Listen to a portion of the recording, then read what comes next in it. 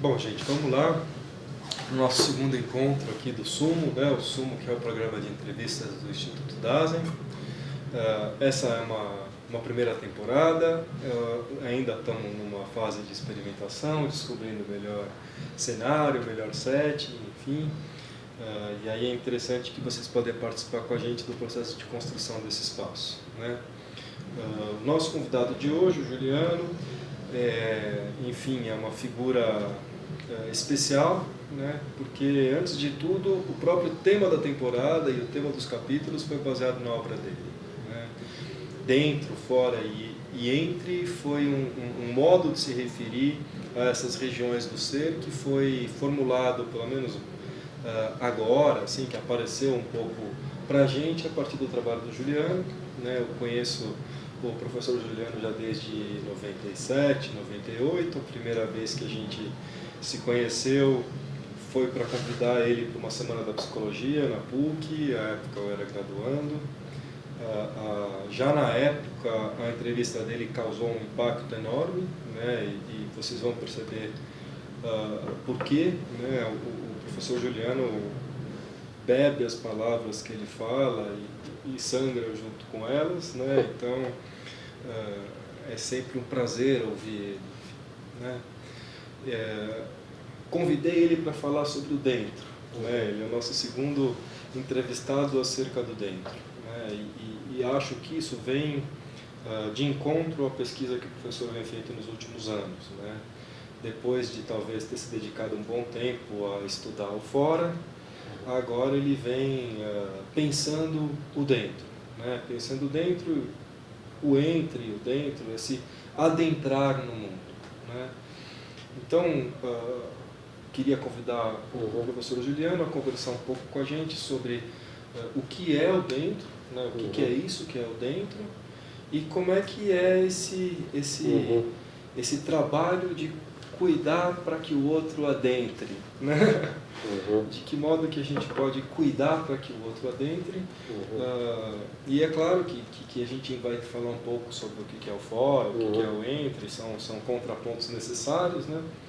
Mas a nossa ênfase, enfim, vem hoje na descrição acerca da natureza do dentro e de que modo que esse dentro acontece hoje, aqui no Brasil, no nosso mundo, enfim, né? Em São Paulo, enfim, discutir um pouco sobre também a contemporaneidade, como é que é o dentro hoje, né? Pensar um pouco sobre isso. E é claro que a gente também vai estar comentando um pouco aqui o mais recente trabalho do professor, né? A Recusa do Não Lugar. Eu não li ainda, estou completamente curioso e apetitoso para entrar em contato com esse material, ele já está disponível aí. Se também o professor puder falar um pouquinho do livro, um pouquinho do que está lá, eu sei que a gente não vai fugir do assunto, né? Então, enfim, passar um pouco a palavra para você, a ideia é que esse seja um diálogo mais natural e tranquilo possível, né? Pensar um pouco sobre o que é, então, o dentro e como que a gente pode pensar o dentro hoje. Boa. Então, eu agradeço muito o convite do Beto, né? Conheço há muitos anos aí e tem sempre uma ressonância entre os trabalhos, né? Embora temos uma independência, né? Mas a gente sempre se conversa, né? Exatamente, acho que essa questão, hoje em dia, acho que até já estou tentando me liberar dela, mas de fato acho que me ocupou muito tempo. Então, publicando esse livro, que é uma desburocratização do meu doutorado, né, sobre o Sloterdijk, né? E eu então inseri coisas aí para transformar num livro mais palatável, assim, de mercado e mais vendável, né? Então, com histórias, né? Mistura os gêneros, é um livro transgênero, né? Tá contemporâneo. Inclusive é interessante porque então o livro trabalha um nascer para dentro, nascer para fora, tem um capítulo 4, inclusive tem esse título. E eu conto a própria história minha e mostro o que é nascer para fora e tal. Fala enfim, e no último capítulo é nascer para dentro no mundo de hoje. Então tem muito a ver com a nossa discussão. Ótimo, não por acaso. Então, acho que essa discussão só faz sentido para quem se move, né, no horizonte dos heideggerianos, dos pós-heideggerianos e do Sloterdijk, que eu acho que faz essa, que eu chamo uma passagem assim na filosofia contemporânea. Acho que ele faz uma passagem assim que dá uma espécie de mudança de estímulo, né, numa relação mais assim positiva e de aceitação com o mundo, né? Então, eu acho que essas questões que a gente está falando, né, se colocam para quem se move nesse, né? Sim. E a minha tese há alguns anos é essa, de que o Heidegger é um grande pensador, né, desse umbral, digamos assim, que ele pensa o Dasein rompendo no aí, né? Então, uma entidade que se move chegando no aí, né? Mas a inclusividade estabilizadora na chegada, ele não consegue pensar bem. Por isso que ele é um bom pensador do movimento originário, assim, né? Do movimento ontológico e tal. Então, o Heidegger estaria sempre tematizando um ente que está nessa movimentação suprema, né?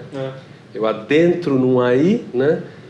E aí eu tenho que sempre ficar nesse movimento, né, de estar chegando aí para que, né, a questão do ser fique intensa, né? E eu descobri só com o Sloterdijk uma maneira de pensar esse que você colocou, né? Como é que se dá a passagem e o adentramento no mundo, né? Qual é a senha para isso? E aí eu descobri que aí eram, vamos dizer assim, como a gente já conversou uma vez, alguns pontos cegos do Heidegger, a gente poderia falar, né? Que todo filósofo, mesmo um cara genial como Heidegger, né? Você sempre enxerga algumas coisas e não outras, né? Como todo ser humano. Né? Então, eu acho que até por ele ser um ótimo pensador da movimentação originária, né? Por isso mesmo, essas estabilizações mundanas, né? E o si mesmo ôntico positivo, tal, ele não podia pensar isso tão bem porque ele era um ótimo pensador dessa, né? E isso tem a ver, então, aí o Sloterdijk traz isso com relações interhumanas, né? Que é aquilo que... Então, a inclusividade nesse espaço do mundo vem de você participar de receptáculos autogerados, por exemplo, por nós dois, onde há zonas de ressonância forte, né? Essa ressonância forte, de algum modo, vamos dizer assim, brincando, né? Me seduz para cair no mundo, para mergulhar no mundo. Sim. Basicamente seria essa a transição. Começo de conversa, né? A gente tinha comentado de uma outra conversa sobre a fagocitose criativa, né? Uhum. Que é um pouco o que eu fiz com o seu dentro, fora e entre, né? De fato, quando a gente fala do Heidegger, a impressão que se tem é de que o que interessa é o surgir e que depois, né, o permanecer dentro tem um caráter derivado, menos digno, num certo sentido, menos denso. Sim, menos, sim, concordo. Né? E aí a gente já começou a conversar outro dia sobre o que seria então essa busca de densidade no pertencimento, um pertencimento fértil, né? Um pertencimento que não seja mero acolhimento, mero asseguramento, mas que seja um movimento criativo e ao mesmo tempo dentro, né? E você tinha me dito algo sobre uma fagocitose criativa, como se você de certa maneira se apropriasse daquilo que o outro diz, como se fosse você que tivesse dito criativamente. Você não precisa mais me entrevistar, você já estou já está explicando. Mas eu sei que você vai falar isso melhor que eu. Não, isso basicamente eu vejo muito por aí, né? Quer dizer, a senha, né, vamos dizer, do exílio para uma forma no mundo, né? É como você se livra, o Juliano que escreveu, então esse livro, vamos dizer assim, que ele não saiu de você, mas você ao lê-lo experimenta de tal modo esse livro que como se ele tivesse escrito para você ou que tivesse sido escrito por você, né? Então essa apropriação canibalizante dessa coisa, né? Canibalizante. Dá uma incorporação produtiva, vai fazendo um self. Você vai saindo do self negativo, digamos, né? E vai então tomando a forma e a cor do mundo. né? Como usa o Dasein, o camaleão. Então, o camaleão heideggeriano está sempre mudando de cor. A hora que você ganha uma cor no mundo é quando você se apropria de algo, às vezes, que de algum modo você experimenta como uma criatura sua, né? Que você a possui no mesmo tempo que ela, vamos dizer assim, te possui. Isso é que dá o preenchimento, entendeu? Isso que dá o bom adentramento, não alienado. Outra coisa é eu pegar um livro, ficar imitando aquele livro, ele como uma exterioridade, né? Então aí eu estaria numa relação assim de alienação, vamos dizer, né? A outra coisa, se você realmente, o termo canibalização é bom, né? Porque você incorpora, né? Incorporações produtivas, né? Vamos dizer o nome disso, né? Então, por exemplo, se o cara tá lá, a gente estava conversando, se ele tá doidão, né? Tá excluído, não sabe quem ele é, um outro nunca testemunhou ele, né? Se você chegar e oferecer a ele uma coisa que ele consegue pegar para si, ele já está migrando do fora para o dentro, para tomar uma forma, para sintonizar com alguns entes, com algumas pessoas, né? Ele não vai viver mais só na perplexidade da pergunta do ser, né? Eu acho que a pergunta pelo ser, ela é radical demais para um ser humano habitar ela o tempo todo, né? Então, e eu acho que, bom, isso a nossa conversa vai poder seguir, né? Mas então, ao mesmo tempo tem essa, enfim, não quero te cortar. Eu acho que respondendo o que você me pergunta, eu acho que seria isso. Quer dizer, o exemplo para mim é bom porque até eu experimentei isso, estudar filosofia, e tinha John Locke e tal, e estava triste assim, né? Como se estivesse reproduzindo uma equação ininteligível, né? Então aquele mundo da filosofia continuava impenetrável para mim, né? E teve uma noite jovem assim que eu li o Nietzsche dos Pensadores, eu me lembro que aquilo tive essa experiência assim de ressonância, né?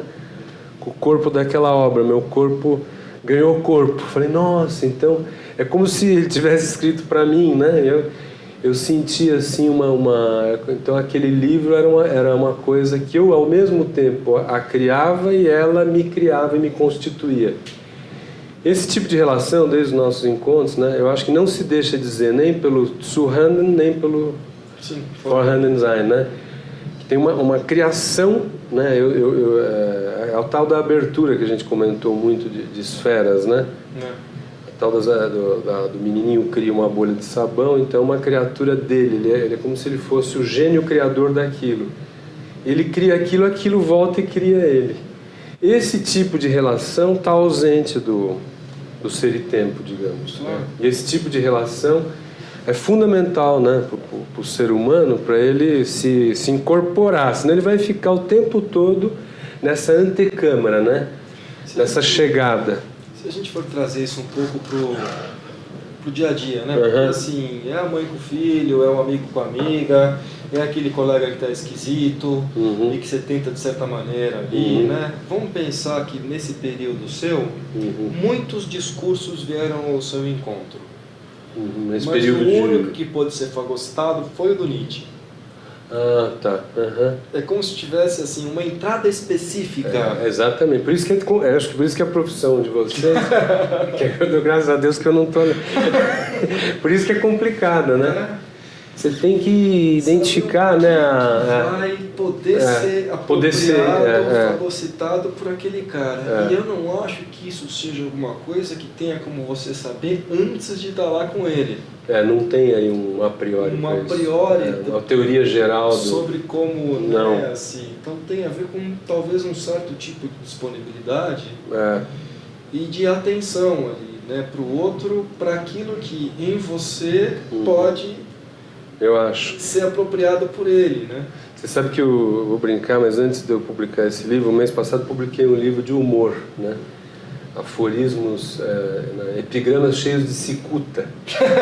Bombons recheados de cicuta, mas aí não pôde esse título, porque a livraria falou, não, vai para culinária, né? Bom, então, mas lá eu tenho alguns aforismos epigramas, são diálogos com um amigo meu que é escritor, então a gente fez juntos, né? Então tem assim, loucura, né? Assim, doença mental, intoxicação por desajuste de dádivas. né? Quer dizer, você gosta de morango, eu te enfio só pêssego e pera. Então, esse desajuste da dádiva é enlouquecedor, né? Então, em termos de uma metáfora musical, né, eu tenho, vamos dizer, que reconhecer a sua musicalidade, né, ressoá-la, né, fazer uma espécie de uno, nós dois ressoando juntos. Isso que é a incorporação. Aí uma hora você incorporou, repertoriou, você pode perder que em geral chamam de mamãe. Sim. Quem faz essa oferta aí, digamos, você pode chamar de um ente, né? Winnicott chama de mas pode ser aí, quem tocou essa música, né, forte com você intensamente durante um bom tempo, até você se vertebralizar, você pode dizer que esse cara é uma mãe, né? Essa pessoa é uma mãe. O Haydn, então, para mim, no Haydn faltou vamos dizer, a mãe. Estou brincando, sim. Mas é um ente mediador, né, dessa recepção no mundo, né, que faz essa ressonância para dar uma inclusividade onde o cara, então, ele fala, puxa, realmente, então, eu não sou apenas um recém-chegado nesse salto originário da irrupção finita da angústia, né? Não, eu acredito que eu vou usar essa camisa do Corinthians, do Flamengo, meu papai é tão bacana, tal. Então ele vai de algum modo, vamos dizer assim, tomando a cor do mundo, né? Porque aquilo que ele vai pegando, ele vai assim, criando. Eu gosto desse termo, né? A coisa toma ele e ele toma a coisa. Sim. Tem um exemplo que eu gosto muito de um profissional que a gente conhece bastante, o professor Gilberto Safra, que ele fala de um paciente grave que ele tinha, que tinha uma patologia grave, enfim, psiquiátrica, e que chegava no consultório dele voraz, devorando tudo que ele encontrava, abrindo gavetas, portas, ia na cozinha, o que ele achasse de coisa para comer, ele comia, e aí demorava um tempo para ele conseguir conduzir o cara para a sala para começar a sessão. Né? E nessa sala ele foi experimentando um caos completo e uma angústia muito enorme, porque ele não conseguia, de certa maneira, criar nenhum canal com o paciente. Teve um encontro que ele teve uma ideia inusual, né? Deixa eu só arrumar aqui para vocês. Ele teve uma ideia inusual, que foi cantar a melodia daquilo que o paciente falava. Então, se o paciente falava, eu quero um suco, ele fazia lá, lá, lá, lá, lá. Não. E a primeira vez que ele fez isso, o paciente parou e começou a aplaudir, feliz. Sim. E ele começou a perceber, então eles começaram a criar esse vínculo no qual o paciente falava e ele cantava a melodia daquela frase que o paciente disse. E quando ele errava uma nota na melodia, imediatamente o paciente apontava o erro até que ele corrigisse e falasse exatamente a entonação musical do paciente. E aquilo começou a criar um vínculo entre eles, que, como você sabe, na obra do Safra chama de relação estética. Aquele livro que vai da ética à poética, aquela trilogia do Safra. Eu acho que isso que ele está contando ali diz um pouco desse como inflar, né? Sim. Eles foram tateando, até que teve algum momento em que conseguiu surgir uma possibilidade de canibalismo ali, de uma certa maneira, ainda que muito primitiva, né? É isso. Eu conhecia esse exemplo, eu conhecia essa história, assim. Eu acho que é essa a história mesmo, né? Aí é bonito porque já é uma história, ela mesma é musical, né?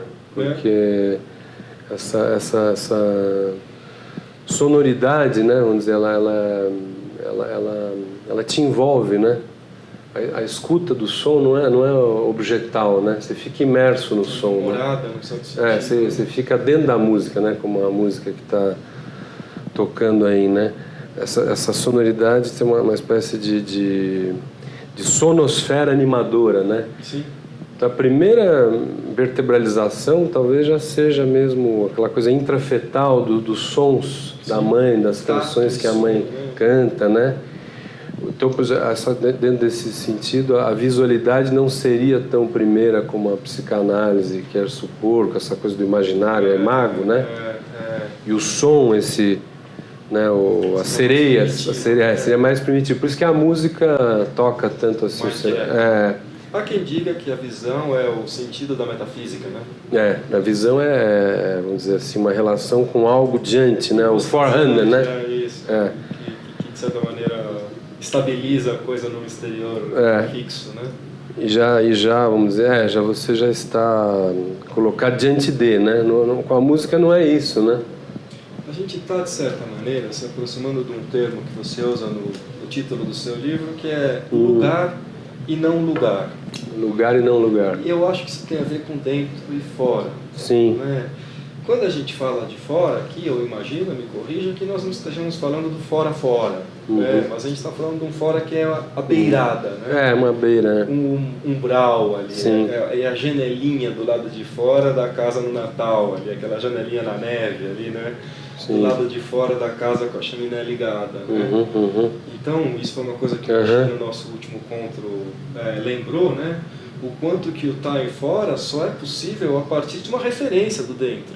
Quer dizer, só pode se sentir fora quem sabe, de certa maneira, minimamente, o que é o dentro. Como uma privação. Não sei se você concorda com isso ou não. Você teria que pensar, e eu não estou preparado para responder. Então, deixamos isso para outro momento. Não, talvez, né? Talvez sempre tenha algo, né, em nós que quer ser encontrado, como esse exemplo do Safra, né? Mas às vezes o cara está tão longe que ele não tem essa vamos dizer assim, né? Experiência fenomenológica do dentro, é mais uma hipótese do dentro por projeção. Ninguém chegou a encontrar ou olhar para ele, né? Vamos dizer que vamos dizer assim, né? Esse cara que o Gilberto cita, né? Ele levou anos para abordar o cara encontrar esse acesso, né? Então, vamos dizer, antes desse encontro, aonde esse cara estava, né? Anos, né? Leva anos até uma velhinha lá dentro, né? Porque o cara, vamos dizer assim, em vez dele mergulhar, ele recuou, né? Recuou, então ele fica numa distância, né? Sim. Até você abordar aquilo, né? Mas enfim, eu nem sei responder essa questão, porque eu não estou tanto como vocês na clínica, né? Aí meu texto é muito também assim, mais testemunhal, né? Mas vamos pensar nessa ideia do lugar e do não lugar e a relação disso. Então, o lugar é ofertado pelo outro, esse negócio da música, né? Então, o não ter lugar, de algum modo, tem a ver com o abandono, né? A questão do ser, em certo sentido, tem a ver com um desastre humano. Vamos tentar falar direitinho o que é abandono e por que ele acontece, assim, o que acontece... Aí é essa catástrofe? A vida é lotérica, né? É isso. Você pode ter uma mãe, uns encontros muito catastróficos. Eu falo nesse livro de humor, eu falei loucura, né? Loucos, filhos de mães dodecafônicas. Né? Sim. Então não tem nenhuma ressonância, nem ritmo, nem ordem, né? Então o cara não consegue assim se compor, né? Então isso pode dar azar, não é uma questão de... Sim. Isso aí é uma questão... Mas vamos pensar nessa mãe, né? Essa mãe, enfim, conseguiu crescer, conseguiu ter um filho, assim, na maioria das vezes, é uma mãe que conseguiu razoavelmente constituir um mundo ali. Uma mãe teórica que a gente está pegando. Né? Muitas vezes é da própria experiência do filho que aparece pela primeira vez o despreparo dela, num certo sentido, né? A gente está, de certa maneira, tentando pensar o que aconteceu com a mãe. Desse que ficou sem lugar? Que não consegue... Porque não ressoou. Às vezes tem a mãe que quer. Até quer. Quer, assim, mas ela não... Sim. Consegue, assim, aquele filho... Entendi. Assim, não é uma coisa voluntária. Sei, não é voluntária. Né? Então, assim, eu queria tentar entender um pouco qual que é a natureza disso que acontece, né? Que faz com que alguém não consiga ser lugar para o outro. Primeiro porque essa é uma questão para a gente pensar a contemporaneidade muito importante. Talvez hoje a gente viva uma época, não sei se você concorda, mas onde há pouco lugar para ressonância e pouco lugar para canibalismos. Essa é uma questão muito boa, né? Não, eu também não sei, mas... Não, eu acho que há uma certa... rigidez, né? Sabe assim, uma truculência de uma hiperorganização. Por exemplo, eu com o Heidegger, talvez, eu era hiper-heideggeriano. Então o cara falava outro autor, eu já não queria saber, né? Estou trabalhando nessa Então, vamos supor que eu fosse uma mãe. Isso, é. Então, se chega um ser novo assim no mundo, né, uma criança, eu tenho que me desarrumar daquela determinação rígida que eu estou. Vai mudar meus horários, a hora de dormir, né? Se essa mãe continua nessa posição, vamos dizer, militar, né? É como se aquela criaturinha lá mal tivesse aportado ali, né? Então ela passa desapercebida, né? Então ninguém acessa, ela fica abandonada, né? E vai talvez tentar se adaptar àquela coisa morta, rígida, não sei se está entendendo. Quer dizer, não houve um gesto de visitação, né?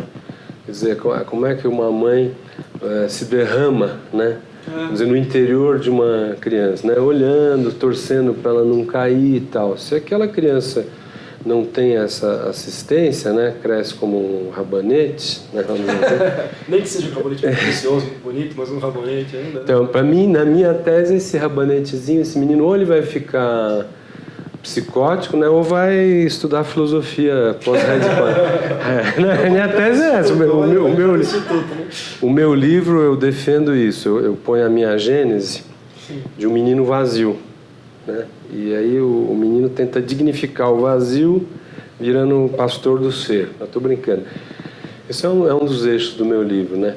Mas no que você perguntou, acho que é isso, né? Quer dizer, você tem que se desarrumar para poder acessar, escutar o outro, né? Vamos supor que eu vou te explicar Gadamer e você fala, pô, mas eu sou heideggeriano, eu já estou certo da verdade do Heidegger, né? Então você não se desarruma para o outro, né? Você, sabe? Então, hoje em dia tem muita pessoa assim organizada rigidamente, né?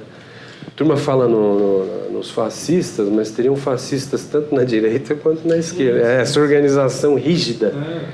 Que fica uma coisa assim que não tem nenhuma dúvida, né? E essas pessoas, assim, então elas não conseguem mergulhar na outra.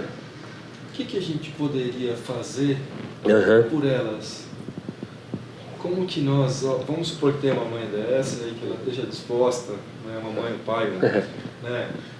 Ali, eu sei que você está me colocando você na minha cadeira e me ajudando a fazer uma coisa que não é o seu trabalho. Eu estou te testando. Não, eu concordo. Mas como pensador, assim, como é que é esse trabalho de pegar alguém que está enrijecido, que não está enrijecido porque decidiu? A gente está falando, por exemplo, de uma bola de neve do abandono. Tipo, essa mãe foi abandonada pelo pai, que foi abandonada pelo avô, que vai abandonar o filho. E assim, como se fosse realmente né, uma avalanche de estímulo. Seria possível a gente pensar, por exemplo, numa sociedade íntima? É complicado. Ótimas perguntas, né? A minha tese nesse livrinho é que o Heidegger é um grande pensador do Abertão, né, que faz um hino de louvor ao que eu chamei lá, lembra naquela época, o ovo cuia, né? Sim. E ele quer, vamos dizer, detonar o ovo blindado e duro, que eu chamo, né? Que é aquele ovinho que está blindado e não tem nem furinho para chorar no cinema, como eu falo, e se apaixonar no cruzeiro. Eu falo isso aí, né? Então, eu acho que o Heidegger ele pensa as duas coisas e de algum modo ele fica tentando quebrar o rígido, né? E teria que ter vamos dizer assim, uma visita da angústia para quebrar aquela configuração defensiva, né? Só que ao mesmo tempo você teria que quebrar isso e conseguir sintonizar com aquela história para constituir algo, né, verdadeiro, né? Então eu teria que, como fosse assim, quebra e traz a rosa, né? O morde beijando. Mas é difícil isso aí, porque muitas pessoas muito organizadas que estão... Eu conheço muitas pessoas assim que não se deslocam, né? Esse deslocamento que a gente está conversando, que eu acho que o meu livro opera, né? Eu acho até, sem querer ser assim, né? Sem falsa modelo, que eu conto... É raro até. Muitas pessoas nascem assim nesse estranhamento, né? E ficam detidas ali, né?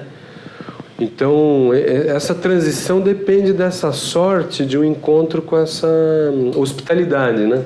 Uma hospitalidade que... Esse é um termo tão bonito, porque eu pensei... O termo do Derrida, né? Mas é um termo que essa ressonância aí ela é hospitaleira, porque tem um halo de atenção amorosa sobre aquele outro, né? Amorosa, a palavra amorosa. Né? A filosofia não gosta, né? Mas desde a filosofia antiga, o Platão, né? A filosofia era o Eros, né? E o Sócrates, a figura do Eros que almeja, vamos dizer, o Eros não tem o amor não tem o que ele quer, né? Que é a sabedoria, né? Então essas asceses, né? Então em todas as práticas de transcendência tinha muito essa coisa do amor, né? Sim. Mas a gente pode tirar essa palavra aí e falar assim uma ressonância, amizade, né? Não vamos tirar não. Eu acho uma palavra muito bem-vinda, né? Mais que o pessoal que defina com rigor, mas se você faz isso, às vezes o amor escapa por entre os dedos. Eu tenho a ver o que você acha disso. Após num certo paralelo, né? Após muito tempo pensando numa psicologia da desconstrução, né? Nesse sentido da destruição do sedimentado, do rígido, né? Eu venho de uns anos para cá, a partir do trabalho do Michel, principalmente a partir do seu, por mais que eu nem sei até que ponto que é do seu trabalho, segundo a sua ótica, isso, né? Vamos conferir.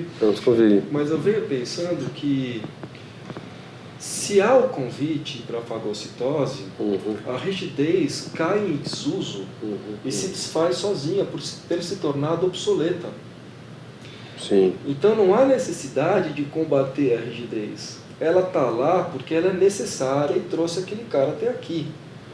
Assim, você não chuta a muleta enquanto a perna não estiver boa, né? Mas se a perna estiver boa, a própria pessoa dispensa a muleta. Sabe, nesse sentido, eu não vejo necessidade em destruição de encurtamentos neuróticos.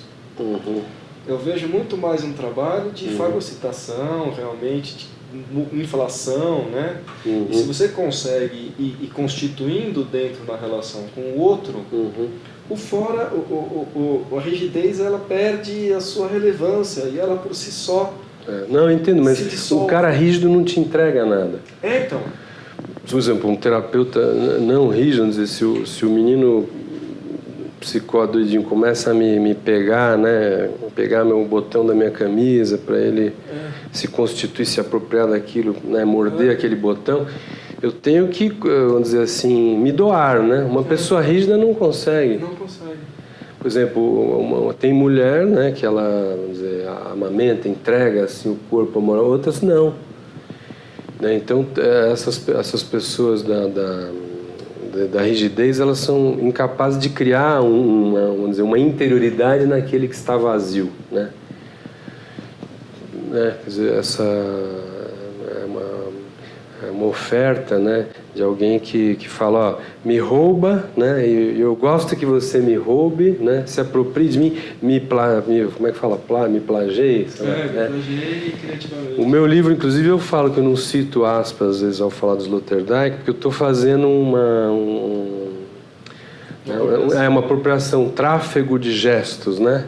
Então posso ficar à vontade para não colocar aspas nas suas... não tem dono aí. Nessas relações não tem dono, né? O universo jurídico já entra...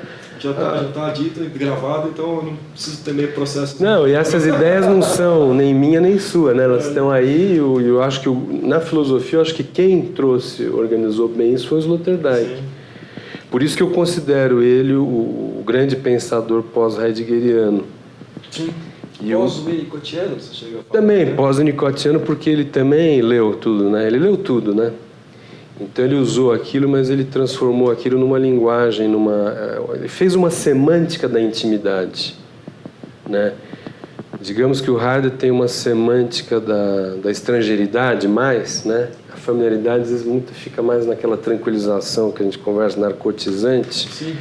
E quanto mais o Heidegger vai caminhando, mais ele vai pensando, né, o mortal, a nadificação, né, e menos aquela coisa, lembra do nexo, da continuidade da vida, Parágrafo 72 lá. Sim. Outra dica boa que eu cito no Introdução à Filosofia do Heidegger, eu trouxe o Dasein infantil, está nesse livro, vou mostrar para o pessoal aí. Tem uma Introdução à Filosofia. Isso é bom como colocar com os heideggerianos, né? Porque aquela história do conceito de tempo lá, acho que é de 25, o pré-ser e tempo, né? Ele fala muito do Dasein como moribundo, né? Então, enquanto eu estou aqui, eu já não estou aqui, né? Então, por exemplo, eu estou no ente, mas estou diferindo do ente, né? Porque eu estou no mundo, mas já não estou. Então, isso dá essa ruptura, né? E a criança heideggeriana, ele fala que a criancinha entra no mundo por depois eu leio o trecho, por um não, por um recuo, uma repulsa ao mundo, né? Então, aí que eu saquei o Heidegger, né? Quer dizer, como se ele, ao invés dele mergulhar, como o menininho que a gente conversou aí das incorporações, né? Ele recua isso que é a suspensão, que é a suspensão da angústia, né? Sim. E esse lugar do diferir. Da verdade vem da verdade, a eclosão, né? Da mesmo, o surgimento mesmo, né? Isso aí é perfeito, né? Sim. Mas a beleza da obra do Heidegger é isso, e o limite dela também é isso. Sim. Em termos topológicos, ele não consegue avançar, né, para o adentramento, para você ir numa reunião de executivo lá no Jabaquara sem ficar com medo. Então, a questão, eu acho que o Sloterdijk é muito importante para nós hoje em dia, por causa dessa transição, né, que acho que ele faz muito bem. A filosofia fala nisso, tem uma espécie de transição ontotopológica. Isso sai de um certo extremismo filosófico, eu acho, que caracterizou a filosofia, principalmente no século XX, os franceses, que eu considero aí que são todos filhotinhos do Heidegger, né? Então o Bataille, mesmo os deleuzianos ainda que não reconheçam, né? Deleuze. Por exemplo, eu comecei a ler esse francês e falava, pô, mas isso aqui eu já sabia quando eu comecei a ler, né? Mas eles são marcados por essa... E isso leva a uma coisa que aquela conversa nossa, né? Você fica muito pouco amigado com as instituições, né? Muito pouco participativo, inclusive fica aquela coisa, o mundo fica muito demonizado. Essa para mim é a grande questão. Não que não haja problema no dentro contemporâneo, né? Mas se eu ficar no umbral, né, esperando o fim da metafísica, a superação da técnica e da ciência para chegar ao poema e uma era poemática, alética, você vai ficar esperando muito tempo e não vai vir. Então essa é a minha tese. Então a gente tem que virar sloterdijkiano também. A minha tese é essa. Eu já sou. Pegando respeitosamente e panoramicamente o teu exemplo, você leu bastante o Heidegger, ele pôde, no primeiro momento, se estruturar a partir do Nietzsche e do Heidegger. Pessoas de papel ali, pessoas que estão dentro dos livros, né? Com o tempo, você vem caminhando para dentro, né? E, enfim, imagino eu, e sei um pouco também, que nesse mesmo período você foi estabelecendo relações duradouras, próximas com pessoas, assim, também. Eu me casei, inclusive. Isso, eu não queria falar das partes da sua vida, mas você pode desenvolver relacionamentos, talvez, de um modo como antes, talvez não tivesse sido possível, não sei, não quero ir na tua história. O próximo livro eu respondo. Próximo livro. Se por um lado, se por um lado você foi salvo pelo pensamento, né, também tem, de certa maneira, a entrada. Primeiro você arruma um amigo de papel, um amigo schopenhaueriano, né? O Nietzsche, o Heidegger, Schopenhauer que gostava de ficar amigo dos mestres, né? E depois você vai entrando afetivamente, né? E a impressão... E quem você citou hoje aí que eu sei. O Gilberto Safra foi meu analista, né? Então eu também tive essa visitação. Digamos que essa coisa que eu trazia heideggeriana, nietzschiana, eu ficava com medo, porque isso ficava no registro da competência acadêmica. Sim. Me ajudou a tentar falar, olha, essa questão te atravessa, se aproprie dela, então como se eu tivesse algo meu, ainda que fosse algo do desastre, né, tinha algo próprio em mim, né? Então eu não era só uma fraude ambulante, assim, no tempo todo tentando, né? Só você desastra desse jeito, assim, né? Então você encontra algo seu, né? Pessoal de desastrar. O papo nicotiano fala assim que uma mãe boa é aquela que encontra algo específico, próprio do seu bebê, né? Então dizer que eu era um bebê nietzscheano, sei lá, tu fala, pô, mas olha aí, você está ressoando Nietzsche, Heidegger, você gosta desses autores, mas olha que bacana, né? Então você vai se encorpando no nada, paradoxalmente você vai, né? Então é um gesto de reconhecimento, mas que não é só um reconhecimento, assim, é ressoar aquilo, né? Tem toda uma duração disso aí, não é um negócio assim, né? Leva anos você ressoar isso até o cara poder ir embora, né? Constituir um lugar. Exatamente. A questão toda acho que é essa, como é que passa do não lugar para o lugar, né? Então eu tentava com os livros, né? Mas aí isso não dava trânsito para o mundo, porque isso ia para as universidades. Então foi o Gilberto Safo me atendeu muitos anos ali que eu acho que eu consegui isso que você tá chamando a atenção ali eu consegui. E uma das coisas que ele fez foi dar nome para sua relação com esses existencialistas, da dignidade e propriedade. O meu livro você vai ler isso aí, tá tudo aí. Vamos dizer assim, ao invés de você falar que você tá louco no vazio, né, você fala que você compreende topologicamente uma posição heideggeriana. Então isso melhora a tua situação. Claro. É uma redescrição, né? Como diz o Rorty lá. Você se redescreve, né? Então, de algum modo, você consegue sair de uma situação ruim redescrevendo, né? Sabe essas coisas? Como a gente, um pouco caminhando para o final da nossa já tá vendo? Pena, né? Mas como a gente como a gente está fazendo aqui na discussão do dentro, necessariamente uma fenomenologia da Gênese, a gente acaba, de certa maneira, flertando com uma pedagogia fenomenológica, uma ideia de né? Então, talvez a gente esteja aí conversando um pouco com esses cuidadores, ou mães, ou pais, né? Que estejam, talvez, assistindo a gente, e parece que a gente está dizendo, então, que tanto esse lugar da relação com o filho, no qual ele é, na sua alteridade, insuportável, quanto essa relação com o filho, no qual ele vai ser isso, mesmo que esse isso seja maravilhoso, e, vai ser o Neymar, vai ser...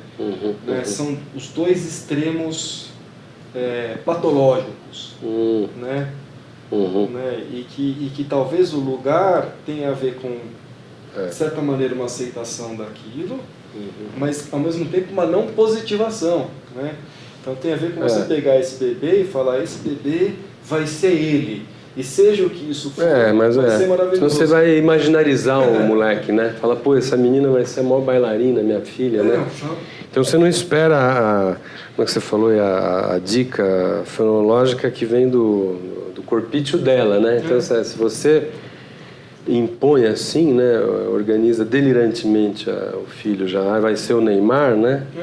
Então é aí que surge esse fenômeno da alienação. Pois né? Isso. Não é que ele está criando o mundo que ele encontra. Esse que eu acho que vamos dizer, o adágio lá, o winnicottiano, né, que os Heidegger, que o Heidegger, como é que eu estou, né, de algum modo, quer dizer, aquilo que a gente já falou muito, né, o ser e tempo parece que falta lá, tem o leiteiro, o marceneiro, mas não tem os casais apaixonados, não tem os bebês mordendo o peito das mães, não tem os irmãos juramentados, né? É nas relações fortes que se constitui esse si, né? Então isso está ausente. Então, para mim, a hipótese é essa, que o Heidegger é ele mesmo um self esburacado. O meu livro fala do self negativo, né? O self negativo tem a ver com a mística cristã, né? Com a coisa do ressoar o mundo, né? De não intervir e tal. Então, no meu livro, eu trabalho esse self negativo, né? Então você pode dignificá-lo, né? Nessas obras, né?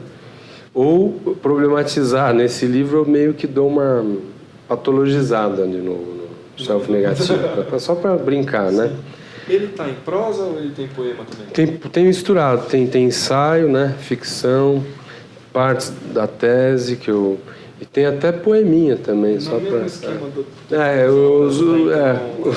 O mesmo jeito que eu fazia, só que agora vão me odiar, porque a gente não discutiu muito isso, né? O mundo de hoje e tal. Aí tem uma análise da... Mas eu acho que você está já escolado nisso aí, não precisa entrevistar ninguém já. Não, mas aqui é um espaço de bolhação e imprevisibilidade mesmo. É para isso que serve isso aqui, né? Você falou de pedagogia, também eu acho legal falar, porque eu prestei até agora Filosofia da Educação Federal de Santa Catarina. Então, fiquei em terceiro lugar. Classificado em terceiro? Mas eu não consegui entrar, né? Mas lá eu falei, mas a educação também, né? Para mim, eu acho que a gente só aprende uma coisa também quando você não tem essa, sabe assim, você lê um autor que você fala, puxa, que isso aqui é para mim, né? Então esse tipo de experiência, né, ela, na pedagogia também é importante, né? Sai daquela coisa que o mundo fica impenetrável, né, distante. Quando você pega aquele autor para você, né? Não acha? Quer dizer, então pensar a educação é muito importante. A pedagogia, né? Esse tipo de coisa, né? Que é um território selvagem pra caramba, né? Você bota um monte de criança junto ali, o choque esferológico ali, né? Assim, tem um colega meu que propõe que é quase como se a educação, o colégio, deveria ser um espaço de relacionamento, assim, de aprender a viver junto. E o conteúdo, propriamente dito, deveria ocupar segundo lugar. Isso aí, claro que é importante, enfim, né? Mas que precisamente o espaço do colégio precisaria ser um espaço de aprender a viver junto, né? Inclusivo nesse sentido, e todos os desafios que significa você pegar aquele monte de criança, cada um de um lugar, a partir de uma recepção específica, colocar todos eles numa sala e lidar com as possibilidades e catástrofes que estão acontecendo o tempo inteiro ali, né? Claro que, como você disse, os catastrofados já vêm catastrofados de casa na maioria das vezes, né? E a hora que chegou na escola, já chegam encostadinhos na parede, imagem sua, né? Tem as crianças gordinhas no meio da sala e tem os magrinhos encostadinhos na parede, né? Então, de certa maneira, quando o pedagogo chega, a catástrofe já se deu, né? Nesse sentido... Mas enfim, aí o menino vai ter problema de aprendizado, né? Eu tinha problema de aprendizado e tal. Ficava no recreio pondo a mão na parede, assim, para ver se o dedo, com o tempo, ele enfiava na parede. Então, tá nesse livro. Aí parecia que então penetrava o mundo, né? Mas eu ficava girando, assim. Então tava bastante longe, né? Sabe assim, meio... Sim. E aí na escola era difícil, porque tudo ficava assim muito estranho, né? Enigmático, né? E aí eu acho que isso aí o pessoal não percebeu, né? No meu caso, na escola, ninguém notou. Eu disfarçava bem. Sim. Então eu fazia lá o negócio. Não tinha ninguém prestando muita atenção. Não tinha ninguém olhando. Você diria que hoje, e aí vamos tomar cuidado para a gente não... Assim, você acha que a gente vive uma atmosfera mais fora? Assim, mais...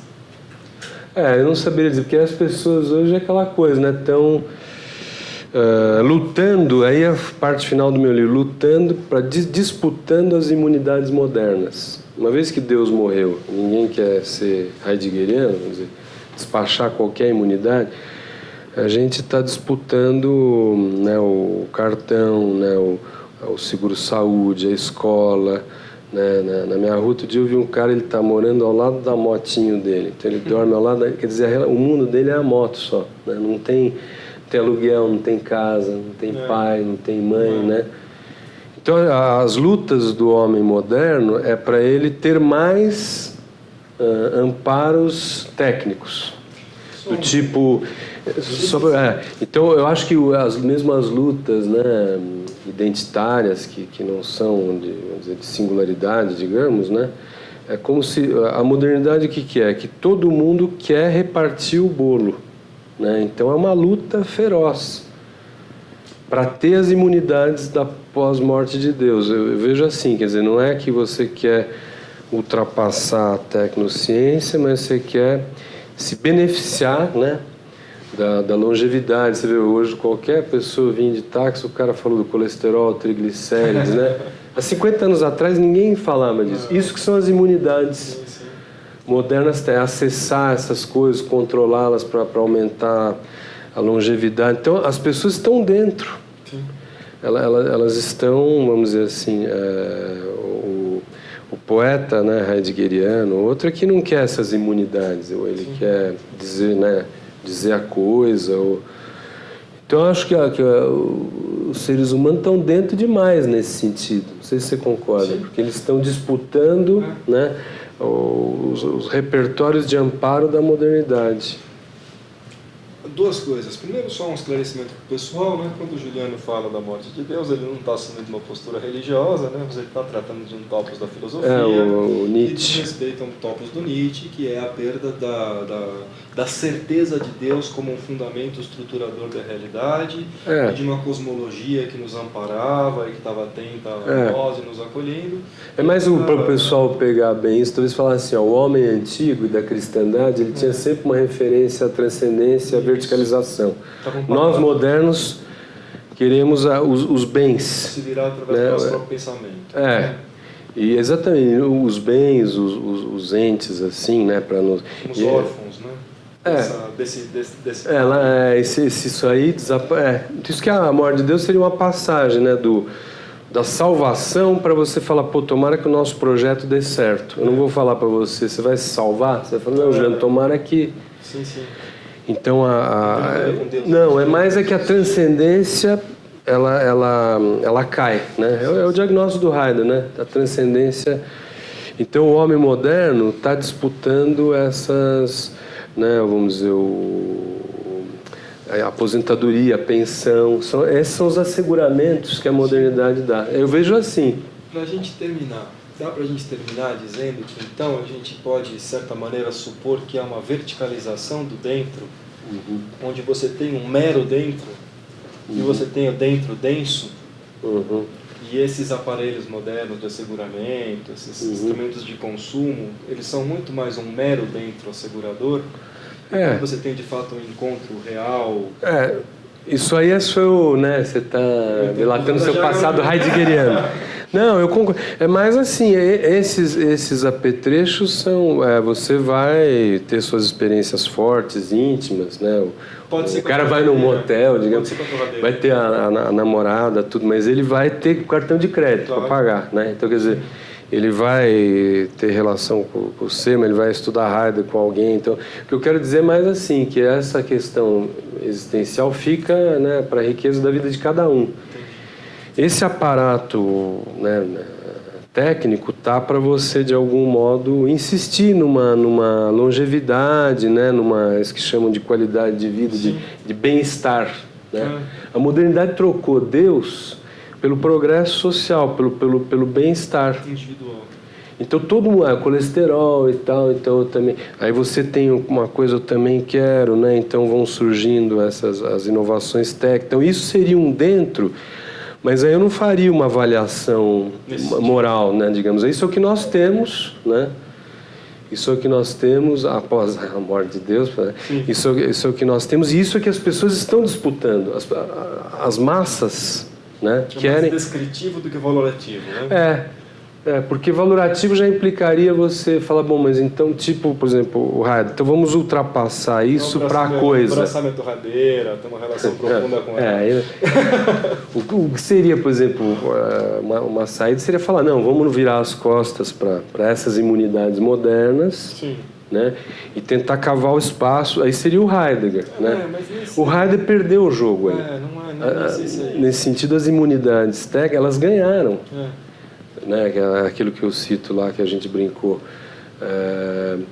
O Heidegger é um ótimo pensador para uma época pós-metafísica, pós-científica, pós-missionária, mas uma época assim não vai existir. Não vai existir uma época ela mesma lética. Sim.